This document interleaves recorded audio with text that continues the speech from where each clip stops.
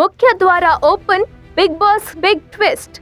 ಧನ್ರಾಜ್ ಮೋಸದಾಟಕ್ಕೆ ಬಹುದೊಡ್ಡ ಶಿಕ್ಷೆ. ಮೋಸದಾಟಕ್ಕೆ ಧನ್ರಾಜ್ ಮನೆಯಿಂದ ಔಟ್.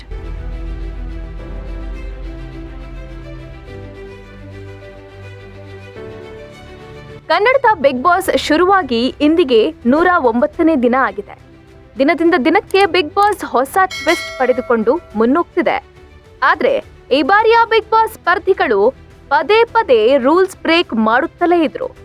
ಆದ್ರೆ ಇದಕ್ಕೂ ಮಿಗಿಲಾಗಿ ಬಿಗ್ ಬಾಸ್ ಕೊಟ್ಟ ಟಾಸ್ಕ್ನಲ್ಲೇ ಮೋಸದಾಟ ಆಡಿದ್ದಾರೆ. ಅಷ್ಟಕ್ಕೂ ಬಿಗ್ ಬಾಸ್ ಮನೆಯಲ್ಲಿ ಆಗಿದ್ದೇನು, ಆ ಮೋಸದ ಸ್ಟೋರಿ ಹೇಳ್ತೀವಿ. ಅದಕ್ಕೂ ಮೊದಲು ಬಾಸ್ ಟಿವಿ ಕನ್ನಡ ಚಾನೆಲ್ ಅನ್ನ ಸಬ್ಸ್ಕ್ರೈಬ್ ಮಾಡಿ. ಹೌದು, ಬಿಗ್ ಬಾಸ್ ಮನೆಯಲ್ಲಿ ಸದ್ಯ 8 ಸ್ಪರ್ಧಿಗಳು ಉಳಿದುಕೊಂಡಿದ್ದಾರೆ.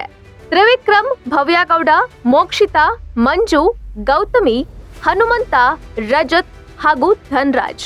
ಆದ್ರೆ ಈ ವಾರ ಬಿಗ್ ಬಾಸ್ ಮನೆಯಲ್ಲಿ ಯಾರು ಊಹಿಸಲಾರದ ಟ್ವಿಸ್ಟ್ ಒಂದು ಎದುರಾಗಿದೆ. ಈ ವಾರದ ಬಿಗ್ ಬಾಸ್ ಸ್ಪರ್ಧಿಗಳಿಗೆ ಕಠಿಣ ಟಾಸ್ಕ್ ಗಳನ್ನ ನೀಡಲಾಗಿತ್ತು. ದೊಡ್ಡ ಮನೆಯಲ್ಲೇ ಉಳಿದುಕೊಳ್ಳಲು ಫಿನಾಲೆ ವೇದಿಕೆ ಏರಲು ಸ್ಪರ್ಧಿಗಳು ಅಬ್ಬರದ ಆಟ ಆಡ್ತಿದ್ದಾರೆ. ಮಿಡ್ ವೀಕ್ ನಲ್ಲಿ ಸಂಕ್ರಾಂತಿ ಗಿಫ್ಟ್ ಆಗಿ ಬಿಗ್ ಬಾಸ್ ಬಿಗ್ ಅನೌನ್ಸ್ಮೆಂಟ್ ಮಾಡಿದ್ದು ನಿನ್ನೆ ನೋ ಎಲಿಮಿನೇಷನ್ ಅಂತ ಬಿಗ್ ಬಾಸ್ ತಿಳಿಸಿ ಶಾಕ್ ಕೊಟ್ಟಿದ್ದಾರೆ. ಆದ್ರೆ ಇದಕ್ಕೆ ಕಾರಣ ಆಗಿದ್ದು ಧನ್ರಾಜ್ ಮೋಸದ ಆಟ ಎಂದು ಬಿಗ್ ಬಾಸ್ ಹೇಳಿದ್ದಾರೆ. ಹಾಗಾಗಿ ಮಿಡ್ ವೀಕ್ ಎಲಿಮಿನೇಷನ್ಗೆ ತಾತ್ಕಾಲಿಕ ಬ್ರೇಕ್ ಬಿದ್ದಿದೆ. ಧನ್ರಾಜ್ ಮಾಡಿದ ಮೋಸ ಏನು? ನಾಮಿನೇಷನ್ ನಿಂದ ತಪ್ಪಿಸಿಕೊಳ್ಳಲು ಬಿಗ್ ಬಾಸ್ ಸ್ಪರ್ಧಿಗಳಿಗೆ ಕಾಲಕ್ಕೆ ಟಾಸ್ಕ್ ಗಳನ್ನ ನೀಡುತ್ತಾ ಬಂದಿದ್ರು. ಅಚ್ಚರಿ ಎಂಬಂತೆ ವಾರದ ಕೊನೆಯ ಟಾಸ್ಕ್ ನಲ್ಲಿ ಧನ್ರಾಜ್ ಆಚಾರ್ ಗೆದ್ದುಕೊಂಡು ಈ ವಾರದ ನಾಮಿನೇಷನ್ ನಿಂದ ಸೇಫ್ ಆಗಿದ್ರು.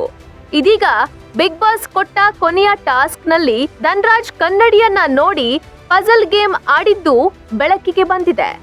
ಈ ಬಗ್ಗೆ ಖುದ್ದು ಬಿಗ್ ಬಾಸ್ ಮನೆಯವರ ಮುಂದೆ ಅಸಲಿ ಸತ್ಯವನ್ನ ವಿಡಿಯೋ ಮೂಲಕ ಬಿಚ್ಚಿಟ್ಟಿದ್ದಾರೆ.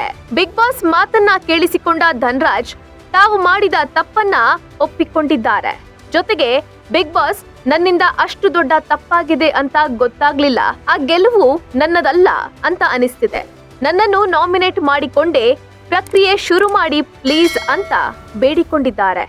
ಹೀಗಾಗಿ ಇವತ್ತಿನ ಮಿಡ್ ವೀಕ್ ಎಲಿಮಿನೇಷನ್ ನಲ್ಲಿ ಧನ್ರಾಜ್ ಔಟ್ ಆಗ್ತಾರಾ, ಇಲ್ಲ ಬೇರೆ ಏನ್ ಶಿಕ್ಷೆ ಕೊಡ್ತಾರೆ ಅನ್ನೋದನ್ನ ಕಾದು ನೋಡ್ಬೇಕಿದೆ. ಇದಕ್ಕೆ ನೀವೇನ್ ಹೇಳ್ತೀರಾ ಅನ್ನೋದನ್ನ ಕಾಮೆಂಟ್ ಮಾಡಿ. Bureau report, boss TV Kannada. Latest ಹಾಗೂ ಇಂಟ್ರೆಸ್ಟಿಂಗ್ ಸುದ್ದಿಗಳಿಗಾಗಿ ಬಾಸ್ ಟಿವಿ ಕನ್ನಡ ಚಾನೆಲ್ನ ಸಬ್ಸ್ಕ್ರೈಬ್ ಮಾಡಿ. ಹಾಗೆಯೇ ಬೆಲ್ ಐಕಾನ್ ಪ್ರೆಸ್ ಮಾಡಿ. ಇದರ ಜೊತೆಗೆ ಫೇಸ್ಬುಕ್, ಇನ್ಸ್ಟಾಗ್ರಾಮ್, ಎಕ್ಸ್ ನಲ್ಲೂ ಮಿಸ್ ಮಾಡದೆ ಫಾಲೋ ಮಾಡಿ.